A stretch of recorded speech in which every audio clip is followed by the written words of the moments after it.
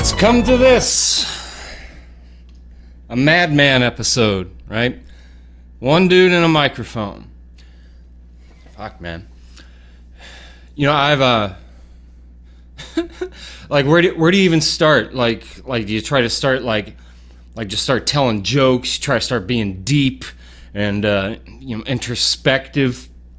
Like it seems kind of like a hack job. Hackneyed, I think that's the word. Maybe not, I'm not sure. But I think one of the points of podcasting is it's all about the art of communication, right?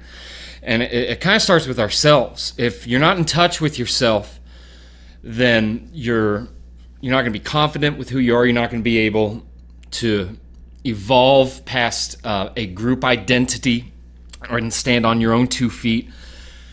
And nobody else is going to be worth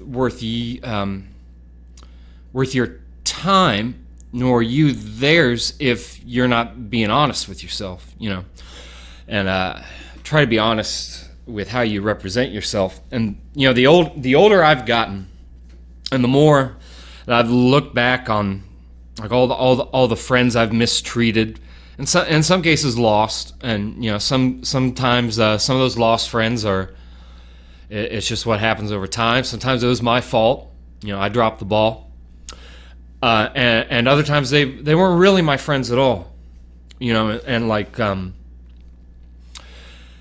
from looking back and seeing like all of my shortcomings, like all the time I've squandered. All the opportunities I've squandered. When I was younger, I thought I knew everything. I thought I was great no matter what I did. I thought I was an exception to the rule. Life teaches you that is not so. Humble thyself is pretty sound advice. And through this whole podcasting experience, I've learned a lot about that. It kind of just started with with an experiment.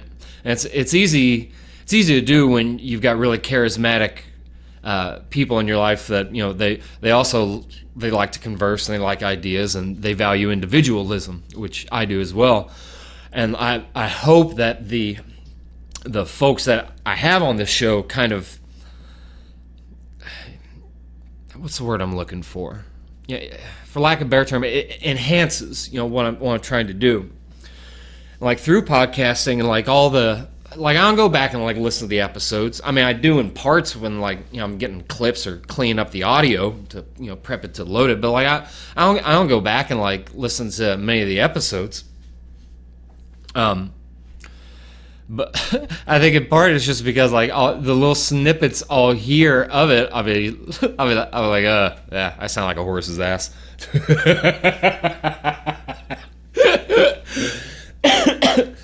But it's, which is kind of weird because it's not that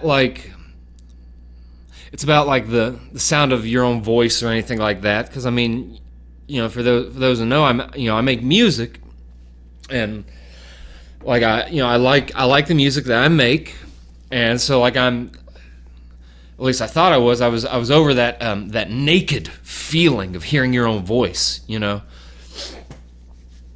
But I guess I've just, the more episodes I do, the better I feel I get at it, and I've told a fair amount of the guests that they had some trepidation before coming on, because to be frank with you, and this isn't me tooting my own horn or anything like that, but it takes a fair amount of testicular or ovarian fortitude to come on a podcast, and that even goes for the friends and guests of mine that have been on that have used aliases or mononyms or whatever. It's still you're kind of putting yourself out there, and I think the biggest fear is you don't want to sound like a horse's ass. I think luckily I've I've screwed up enough in life and looked like a horse's ass, and so many times already that I'm definitely not numb to it. You know, like I still get my feelings hurt and whatnot. I still have, you know, regret. But you know, I don't know. You kind of get used to it. You know, you get used to being able to talk your ideas. I think I think it helps that, you know, when you do talk your ideas out loud, you kind of can work some problems out. You know, at least it really helps with me to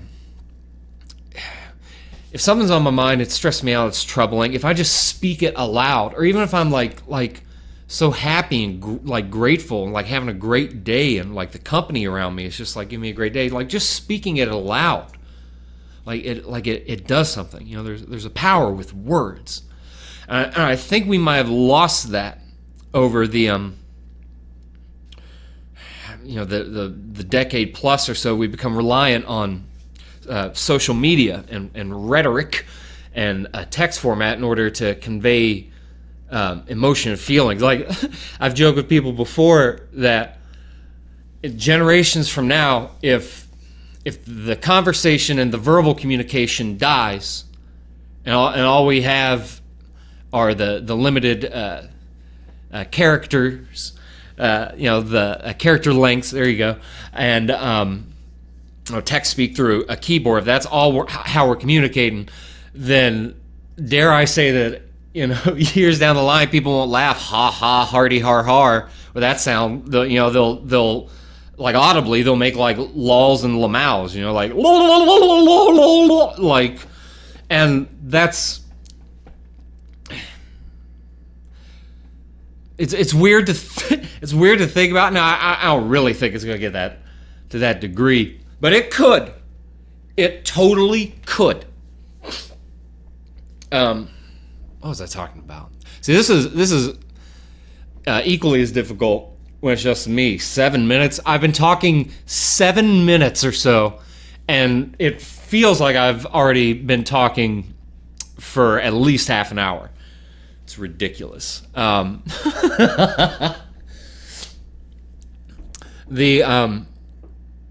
forget why we were talking. Well, anywho, about like podcasting and like revealing yourself, you know, it's kind of similar to like being on stage, right, and performing in front of people. Now, whether that's music or you're a thespian, and you know, you're on the, or is it thespian? Sorry for all my thespos out there, and you know, you're on the stage and whatnot. But to perform in front of people that do public speaking or PR work, you kind of tap into something, right? Almost like you tap into a character where you can't, if you turn on the way I feel about it is, if I turn on the normal part of my brain instead of the character part of it, right, and I'm on stage, then I'm gonna like flub my lines or miss my note, or you know, pluck the wrong string, you know, a myriad of things. It's kind of like if you're playing music and you start to think about it too much, instead of just letting your muscle memory take over, you know, it'll start to sort of crumble as you start to build it, which, you know, you don't want. So like being on stage and performing is akin to podcasting insofar that it's kind of like, okay, so imagine you're on stage, right? And there you are, as you feel right now. Okay, so in your current mood, it's like nope, it's your time, you're up. So now you're set to be on this stage for 20 minutes, right? Let's not even say that it's like 45 or an hour plus set. You're just on there for 20 minutes, you know? All right, so now imagine that every person you've ever known, living or dead, is now in the front row, right? And you're naked on stage. Even if you're in great shape now, let's say you're in the worst, imagine you in the worst shape you've ever been, and that's you. Now you're on stage naked in front of all these people. Every person that you had a crush on, that you never you know, got to seal the deal with, they're all in the front row as well, like front and center. And there you are naked, having to jump rope and play a kazoo Now, I'm not saying that's part of my act. I'm just saying that, this is what it feels like, to do something incredibly awkward in front of all these people and to reveal yourself in that manner. And, like, it's something where most people are like, why in the hell would I want to do that, right? Because, like, we're so guarded. We're so guarded with what people think of us.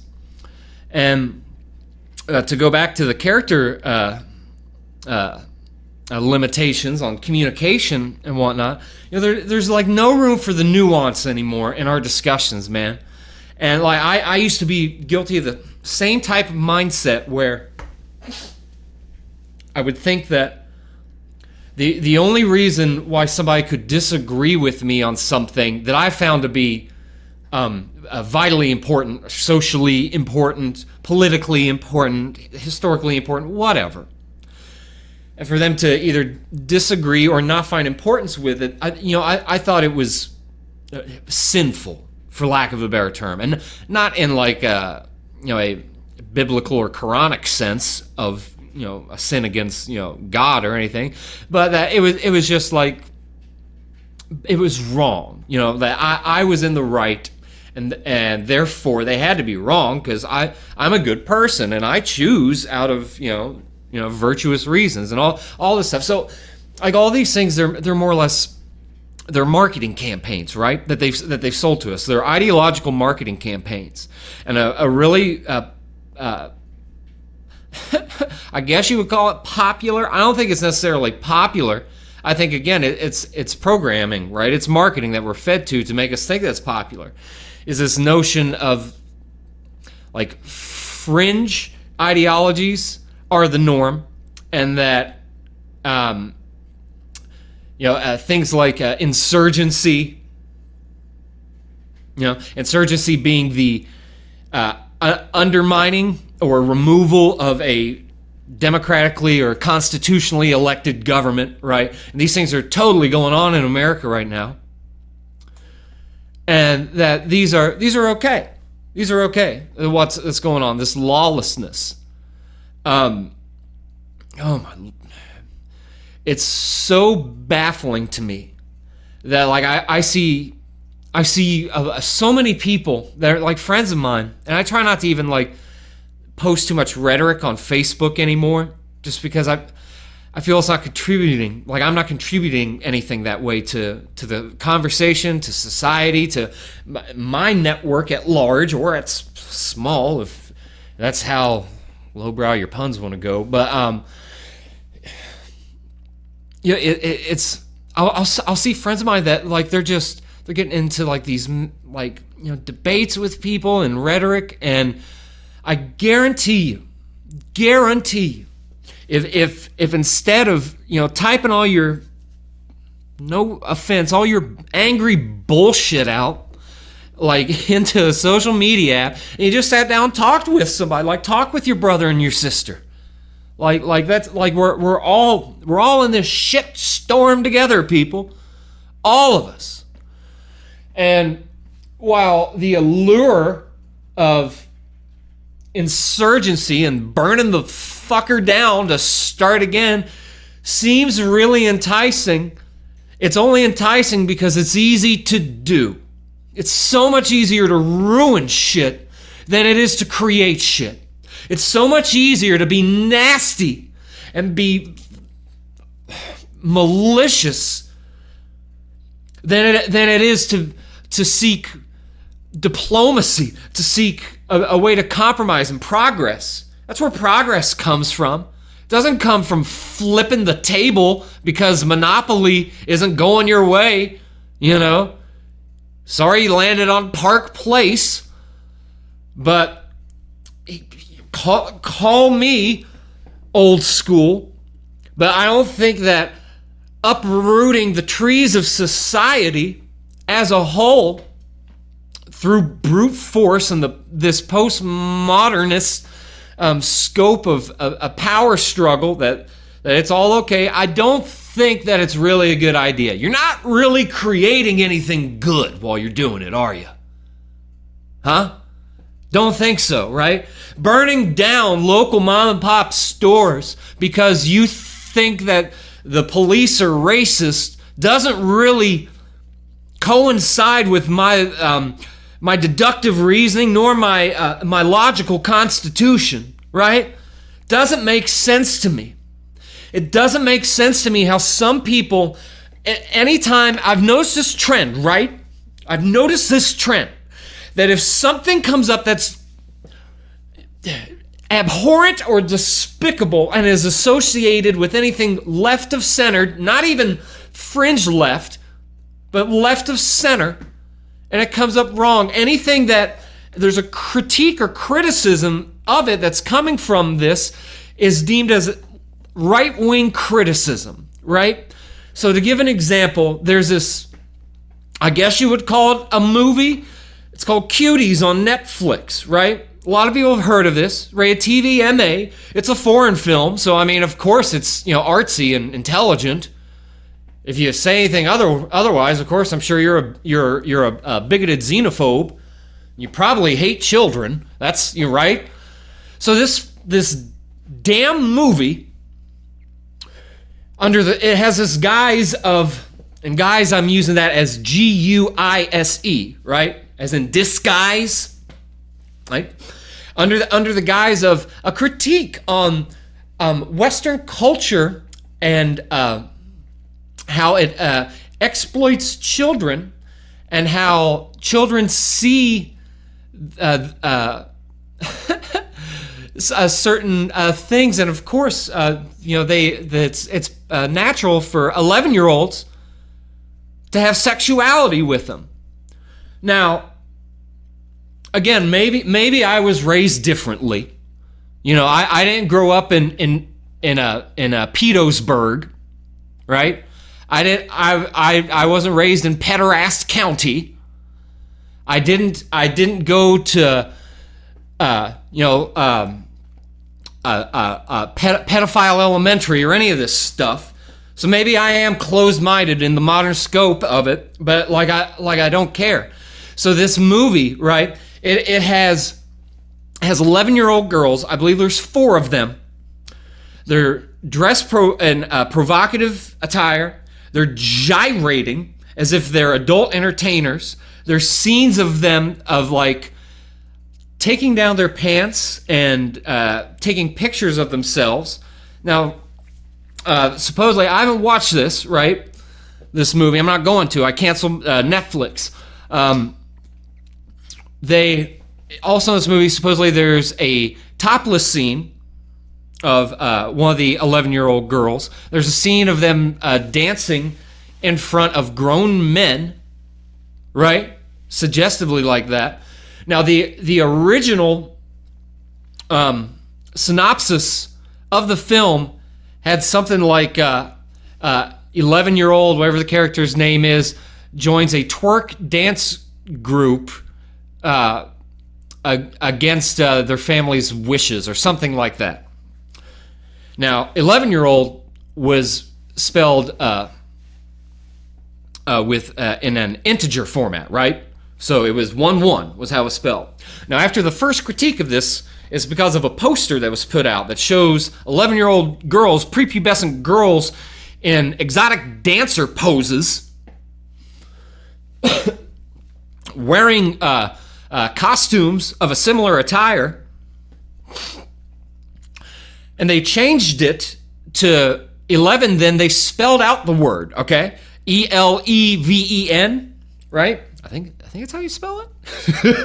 But so there's something that happens with our brains and how we take in information, right? So how we take in the number 11 written out in English is a lot different than how we take in the number 11 written out numerically, right?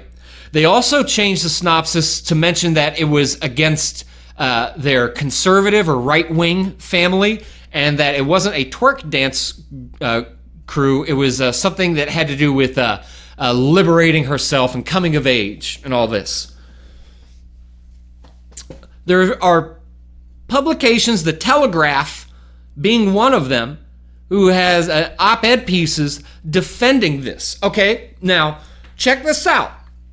for the logical argument of you don't get it, Colter. It's this satire, right? A critique on how this is damaging to kids, on the exploitation of kids through like meme culture, TikTok culture, 2020 culture, whatever, right? If you're exploiting children in the process of doing it, I don't really think that the movie is what you say it is, right?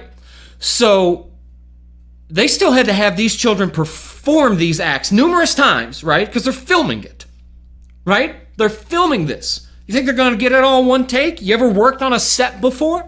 You think a movie is ever just conveniently filmed with everything in one take? Yes, again, not going to happen, right? So they're condemning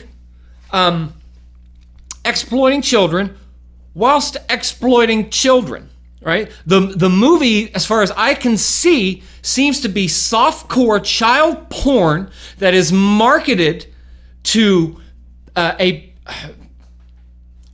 they're not progressive, it's regressive with this, but as far as marketing terms, they call it this progressive pedosexual, right? Or minor attracted persons, MAPS.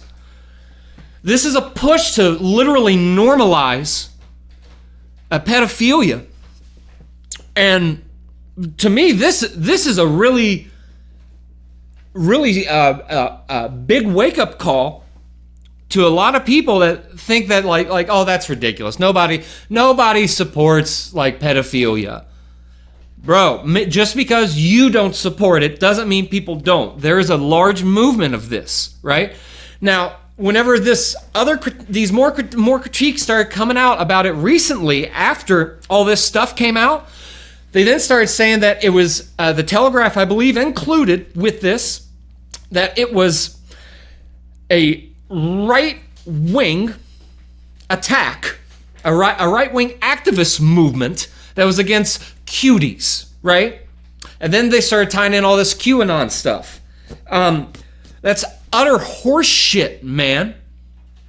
Like, that's utter horse shit.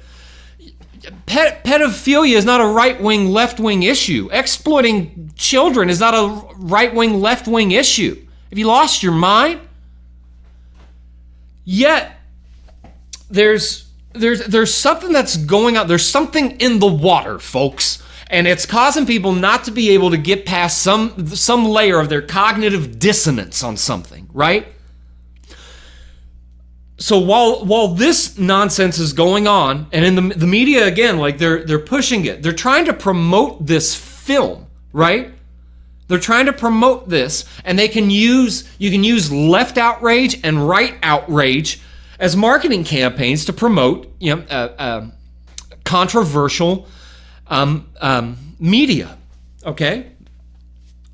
Let me get some water. Hang on.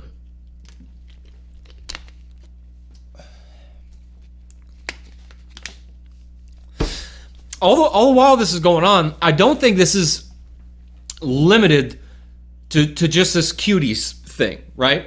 Okay, so here's something that I find just kind of dumb as far as media and something being in the water that is causing people not to think rationally. Okay, now, hands down, the most polarizing or divisive subject in the country at present is the president. It's Trump. The media has presented this as for years now as a no nuanced discussion. You're either all in or you're all out. This is a bad way to sort of view the world, especially how to view politics, right? Politics, like, it comes from policy, right? It comes from policy, the word policy. I don't really care too much what our narcissistic commander-in-chief has to tweet about, okay? He's a game show host. I don't care about that.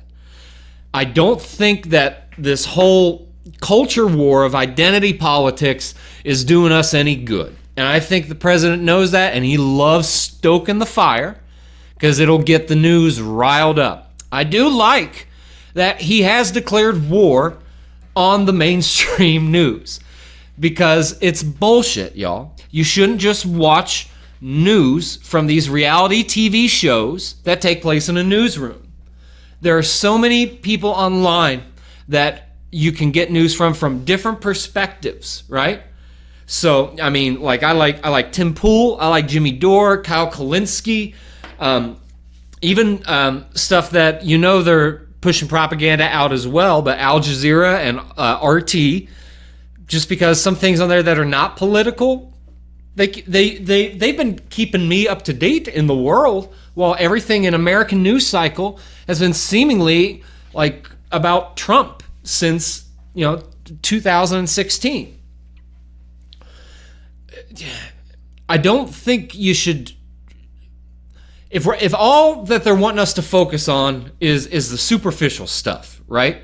The social media stuff, his bravado and arrogance and buffoonery, as far as like the what do they call it, the dog and pony show, the political theater, right? Yet policies with this asshole. He like prison reform has been going through. Like that's vitally important to me, right? Is getting more and more of our family members out of prison. Particularly those who are incarcerated due to anything having to do with the Controlled Substance Act, which is our drug laws, right? Anything stemming from that, I think it's a violation of our 10th Amendment. We didn't get a say-so in this, and I believe that we have autonomy of our bodies, and that the 10th Amendment is a way that we can argue for that, as rights not bestowed upon us by the first 9 are given to the citizens by the states or the people, right? Anywho, I digress. So, like the prison reform stuff is really good. It's really good. It's also really good for the economy. Now, I'm not an economist, but he got elected. The president got elected for his ostensibly the con man skills, right? Right. So he's a real estate gangster. Comes from New York. You got to hang with the big boys if you're gonna be a billionaire out of New York, and like so it's a crime mob against another crime mob. Nobody's virtuous in this game, folks. Nobody's virtuous in politics. Nobody's clean in politics. Everybody's corrupt. Everybody's done corruption. Okay, so we gotta quit looking at everything through that. Now, why am I bringing this up? So, the president, he has brokered 3 peace deals. I believe just in the past, in the past couple of weeks, if I'm not mistaken. I believe one was between Kosovo and Serbia, whose conflict, I believe the escalation of it, or the height of it, started back in the Clinton years, if I'm not mistaken. I'm sure it goes back older than that. I haven't read up on it in ages, so don't hold me to that. Also with Israel and the United Arab Emirates, right? And there's Israel and where's Bahrain? I think somewhere. Anyway, with Israel, which is for those who don't know, Israel is one of the most aggressive countries militaristically in the world, right? I would put them in the top 5. Obviously, the U.S. and China and Russia up there with him. But Trump brokered these deals, peace agreements between Israel and some of these other nations there in the Arab world, in the Arabian Peninsula, right? So he got nominated for the first one. Somebody, I think in Belgium, nominated Trump for a Nobel Peace Prize, which is just hilarious. It's hilarious to think that this guy, this game show host, right, that the media has spent just claiming the worst human being that could possibly ever exist, right? And they've done nothing but double down on this over and over on this narrative. Is now brokered between at least 4 different nations on 3 separate peace deals. Why? Because I imagine he found a way for it to be financially beneficial for all parties involved. Because at the end of the day, money talks and bullshit walks, right? I've never seen bullshit walk. But then again, it's all bullshit, baby. So he then got nominated for a second. Like, Trump got nominated for a second Nobel Prize. And these like, it's hilarious. And not that, like, it's side-stitching funny, but that it's so funny, it's like almost causes you to lose your mind. It's insane. The media is now pushing, this woke left media is pushing that it's time to end the Nobel Peace Prize.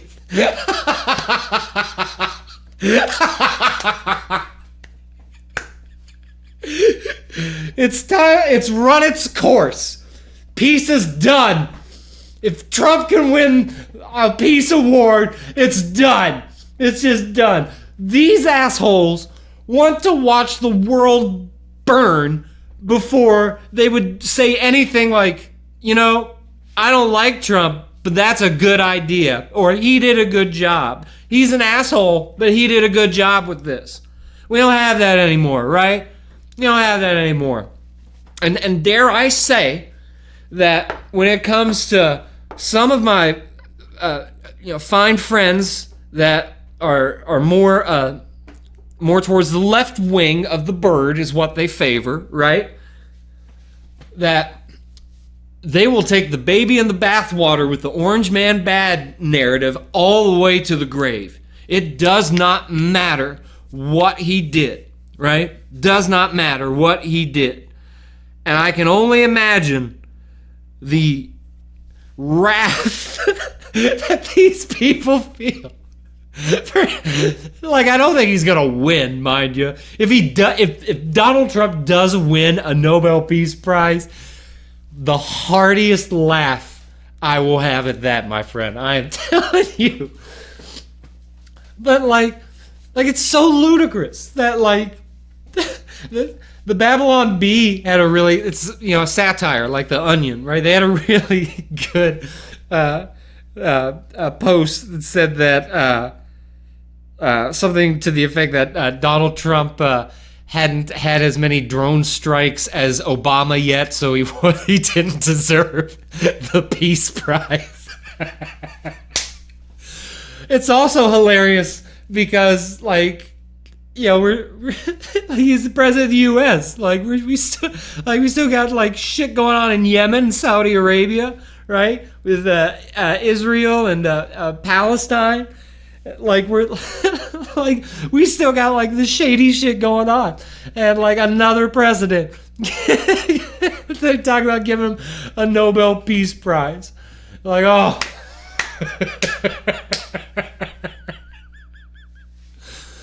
The solution is now that there's no need for it. There's no need for it. This is why one of my biggest critiques I have about why I dislike, or what I rather dislike about Trump is, and the effect that his presidency, though it has brought change to America, can't deny that, folks. But He is not a uniter at all, and neither is the media. They're just as bad, right?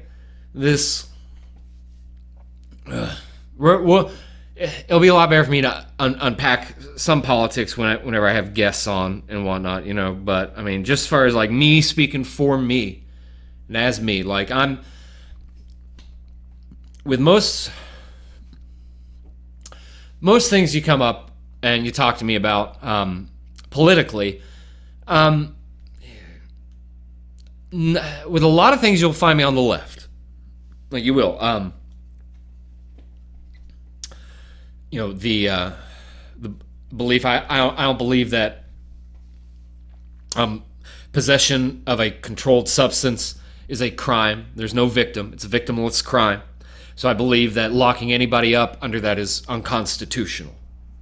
I think every inmate that has been locked up for possession, I'm not talking about trafficking, drugs or anything like that.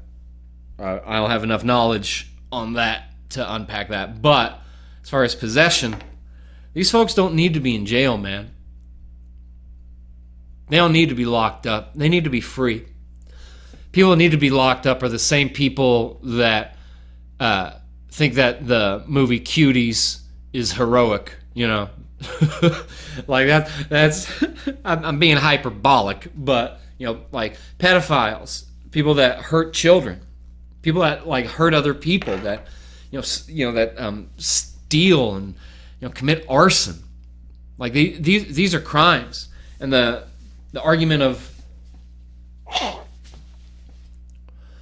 property being replaceable, like that's a really sweet argument until somebody destroys your house, man. You know, like I've lost a house to arson. I've lost a home to violence. Photographs, they're gone. I can't replace those. There's heirlooms I had from dead relatives. They're gone. I can't replace those. There is band memorabilia that I had. One was a water bottle that Chris Cornell handed to me at a concert. It's gone. His autograph I had as well. It's gone. He's gone. Artwork that I did, artwork that other people gave me. Things are truly unique, right? Like gone. Aside from that, even on a materialistic sense, all my stuff. Like I worked hard, like years, to accumulate stuff. It was all gone from an arsonist. So I this notion of these folks setting fire to people's businesses, as far as it fight the system, end it. Yeah, that's really great until somebody burns down your shit. It's not a peaceful protest. It's not peaceful, for one, and it's not a protest. You're just committing arson. You're ruining something. You're destroying something. Something that somebody else had, right? Now, under the umbrella of Marxism and all of the philosophical garbage that can be found in there, property. Nobody has property. You can't own property. It belongs to everybody, right? Right? These are wrong ideas, man. Like these are bad ideas. Like I said, it takes people a long time, sometimes a lifetime, to build up their dream, right? Like there's artworks and letters that I had from friends that are dead. Like they're gone now. I can't remember what they said, and some of the the paintings and drawings, like they're just memories. That's all they are. And I get that everything fades, right? But whenever we're talking about we want to make the world a more place that presents more equitable opportunity for people, right? and have us progress and be prosperous, right? We want our planet to be bountiful. We want all of us to have bounty and be able to share the wealth with others. We're not going to get that if we just burn the world down. And we're definitely not going to get that if we let these fucks burn the world down. Okay? Nothing good is going to come from what they're doing. Nothing good is going to come from showing up to a restaurant and screaming through a megaphone at people, and flipping over tables and whatnot. How brave. So woke, so stunning. My goodness. It's really awesome. If you want to make America better, and I do believe this, two things. One, it's not going to happen overnight, right? Radical change is an explosion, right? It's a forest fire burning down. Gradual change is whenever the spring comes back around again and the forest blooms and blossoms even further than it had the previous season, the previous year, the previous spring. Two, in America, they want to tell you that, well, your vote doesn't matter. It doesn't matter. It's all just bullshit. It doesn't matter. It doesn't matter who you vote for. That's not true. It's not true. There's a game show host who became president. Everybody said that he couldn't make it in. They called him racist, rapist, Nazi, xenophobe, like any smear tactic, mudslinging tactic you can use, right? It didn't work.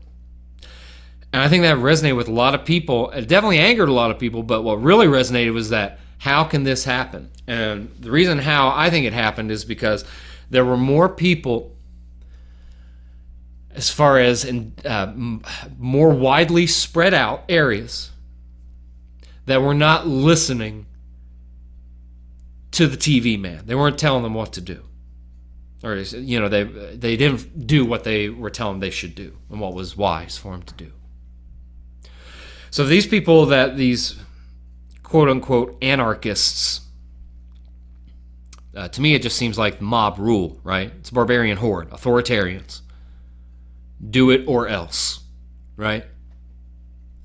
Get your fucking guns, people. I'm telling you, man, get your fucking guns. Fucking protect your own, protect your family. Cops ain't going to do it for you. They're taking money away from police departments. Arguably, we need police reform desperately in this country. Desperately need police reform. And yeah, there are pigs that are in law enforcement. But there are pigs in every profession. And there's pigs in every ideological group too. Right? They're there. You're friends with some pigs as well. I know, I found pigs before in my friends group. Yeah.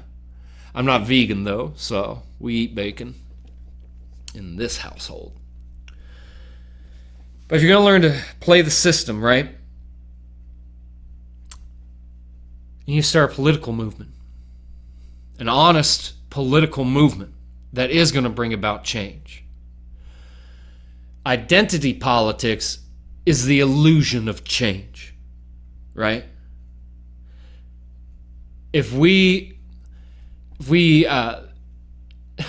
elect the first non-binary, non-gendered, trans-species, purple-skinned president in 2028, right? That doesn't mean that they're going to do a good job or a bad job. Doesn't mean the country's going to fare well or fare poorly. It just means that you have a non-binary, trans-species, purple-skinned president. That's all it means. That's all it means. It's not doing anything. We need to be doing stuff. Like, society is so precious. And you see what's going on in some of these cities where lawlessness happens, and then Aaron, what's that asshole's name? Wheeler in Portland? I think that's the mayor's name. I could be wrong. But, tweeting out all this, stuff like supporting the protesters, right? And I'm using air quotes with that because the mob joins the protests to get cover. The protesters aren't going to stop the mob in the middle of their protest because it's a mob. What are they going to do? It's getting people like riled up. These are agent provocateurs that are coming in and they're wreaking havoc. But anyway, this Wheeler asshole, the mayor, joins them. He calls off the police, tells the police that they have to police this situation differently, right? Gets no support from them. They start committing vandalism, start committing arson. Anybody that is arrested, the local DA starts bailing them out, right? Or dropping the charges, rather. They drop the charges. Some of them even have numbers that are written on their arms that are given to them in case you get bailed out. This is a charity organization set up, or get arrested, in case you get arrested. This is a charity organization set up to bail you out. No questions asked. Like today, I read something from the Seattle Independent that said there was this one guy, he was an arsonist, who was setting fires in Washington next to the highway, right? Where it's supposed to be, all of it is, from what I understand, all of it's global warming and then one gender reveal party. Like that's the narrative, right? Yeah, and anytime everybody agrees on the narrative and that's what they're telling you, they're probably not telling you the truth, right? So this guy today gets arrested and then is bailed out, and 90 minutes later he's arrested again. The arsonist arrested again. This Wheeler back south in Oregon, in Portland, he joins the protest himself, right? They attack him because duh, they're protesting in your city. You're in charge. They're protesting. And you're what? Oh, I'm going to stand with them in solidarity. Dude, you're who they're protesting against. You're the man. You're the authority. You think they're going to, what, they're going to listen to you and re-elect you because you came down and held a sign that said Black Lives Matter? They don't give a shit about that. You're the mayor. So of course they attacked him, and then a few weeks later, they show up to the building of his apartment, like his condo, in the lobby, like they're like trying to like burn down his apartment, and like call him out. Like, this is not normal. This is not how you run a city, right? And I think a lot of this is, again, it's like this something in the water, right? Almost like Trump derangement syndrome, where these officials are just like, no, we're not going to do anything. We're not going to do anything. I think they just want to do it to take advantage of a crisis and make the president look weak. Either that or goad the federal government into sending in the military, right? Using the Insurrection Act, which, horrible idea. Horrible idea. Especially before an election. Horrible idea. But, we'll see what happens with that. Fuck, man. Everything's so backwards this year, dude. People have been so mean and rotten to each other. I thought we were going to be, like, coming together through, like, this, this COVID crisis. So many people, so many of y'all, man, just got so polarized. Just being nasty to, your brothers and sisters. Like, what? We can't treat each other like that, man. Talking to each other like that. Like, I saw on Facebook two people that they've known each other for arguably close to a decade. And I know them. I'm pals with both of them. One of them's very left wing. One of them's very right wing. And then certain people, just because of the position of the right wing, these other people started chiming in on a discussion and started using all these nasty words and terms, and calling them like, like all these like horribly like derogatory words, for lack of a better term, right? Now, the debate and discussion that was going on previous to this was there was nothing what's the word? I mean, amicable? Is that what I'm looking for? I mean, it was friendly, you could tell they were definitely disagreeing, but nobody was passing insults or anything.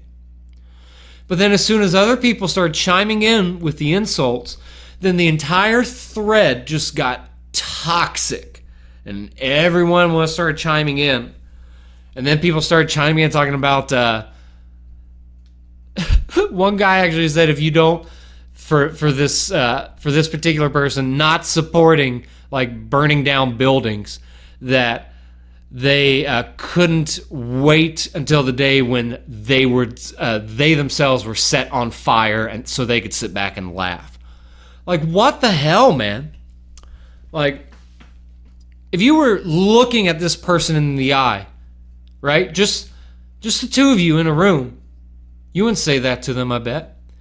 Or even more so, if you were looking at them in the eye in front of, let's say, their church, they're atheistic, right? Let's say they're local sinner club or whatever. However, secular religions work out. Secular non-theistic religions work on their weekly meetups. But I mean, point being is that like we don't communicate with each other this way normally, right? So I think the I think this podcast has been a good idea. Like I truly do.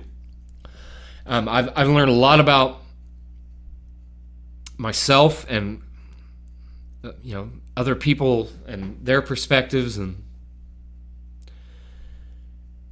I think it can do good. Communication can do us so good, man. Like communication is foreplay for enlightenment. Okay, and it's crucial that we not give that up for convenience, right? And it's also crucial we not give that up for validation. There's a lot of things that, and again, I'm not a left-leaning person by any means. Like I'm incredibly pro Second Amendment, 2A all the way. Not a very left-wing position. I'm financially and with taxes, I'm pretty conservative, to be honest with you. On my political, whatever the diagram is, where you land politically, I land on a as a progressive conservative, whatever the hell that means, or a I guess it's like a diet libertarian, So I mean, I don't know what that means, man. It depends on what we're talking about. If we're talking First Amendment, I think our First Amendment is vital, absolutely vital. I'm like pro First Amendment, no matter what, right? So even people I despise that have poison in their tongue, and they want to whistle and whisper and scream and shout and divulge their poisonous rhetoric out into the world. That's fine. They have every right to do that, right? I can't take away their right to have ideas and communicate them. All of us have that right. It's a God-given right. But I don't have to listen to it. I don't have to encourage it. And I don't have to have them on my podcast at all. I don't want to have like people like that. I want this, like, the whole podcast to be like something positive. People enjoy. Nobody that is of a sound mind listens to a podcast and says, you know what, I want to really, really be sad today. I want to be really bored. I want to just sort of sit back and just become the couch. I'll be one with the couch. I'll be one with my desk. And just sit there in existential dread, just listening to just...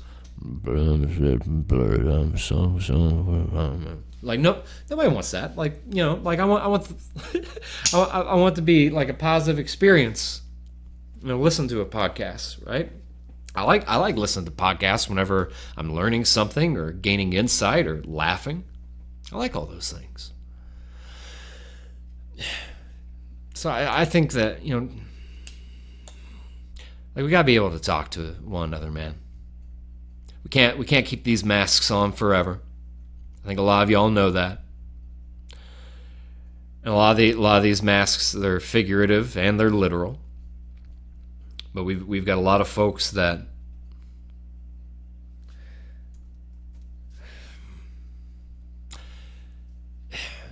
there's a fair amount of cognitive dissonance in the air, right? A lot of people don't want to deal with it. And some of it is important, right? And it directly affects us.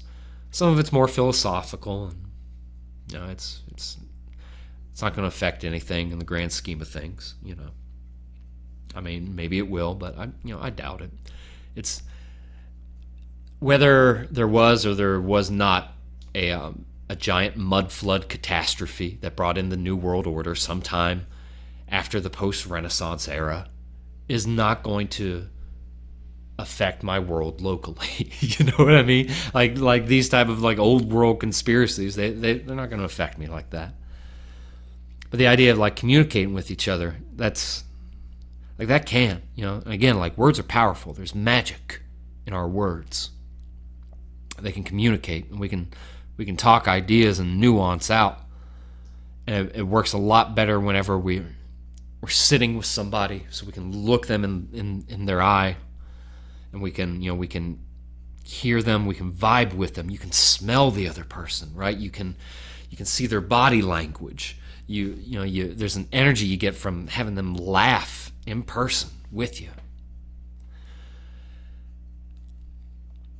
And the way I see the world, it's being encouraged as a possibility that here's where we can go to, is an utterly divisive world. We're not that divided yet. We can definitely become more divided.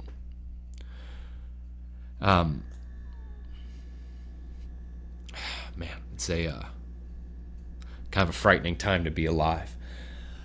But if we're talking with each other and we're being honest with each other and being real with each other, just putting our cards on the table, we can gain perspective to something we may not have known. You know, we can learn something that we hadn't considered before. We can change our mind on stuff, right? I've changed my mind a lot over the years, a lot. And some of the stuff I knew, quote unquote, I knew for sure, dude. It is true, 100%, and I was wrong. Dead wrong.